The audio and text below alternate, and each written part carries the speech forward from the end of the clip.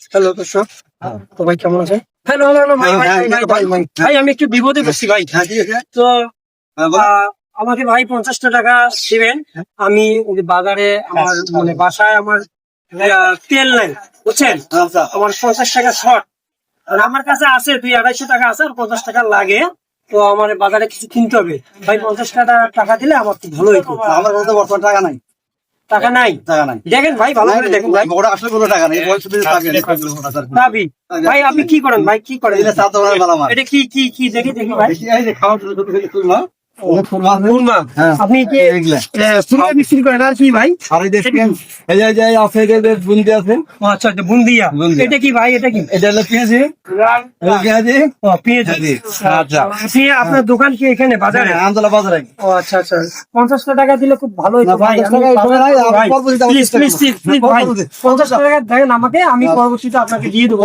চেষ্টা করবো, দেওয়ার ভাই চেষ্টা ভাই ভাই করবো। প্লিজ প্লিজ শুনেন চেষ্টা করবেন সব দেওয়ার ভাই, জন্য। আপনাকে আসলে আমি পরীক্ষা করার জন্য 50 টাকা চাইলাম। তো আসলে আপনি যদি আমাকে 50 টাকা দিতেন, তাহলে আপনার জন্য একটা বড় সারপ্রাইজ ছিল।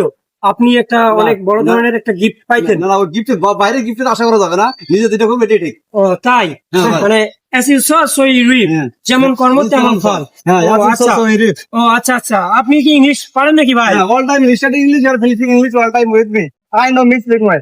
ও ভাই, আপনি তো দান দান দান ভাই ভাই ভাই, আপনি তো খুব ইংলিশ পারেন ভাই। হ্যাঁ। আর একটু কাইন্ডলি বললে ভালো হতো। English, মানে study English or finishing English all time with me.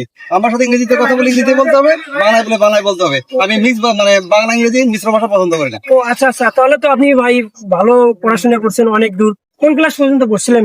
SSC 98। SSC 98? ও, আপনি তো অনেক সিনিয়র আমার, তাই না?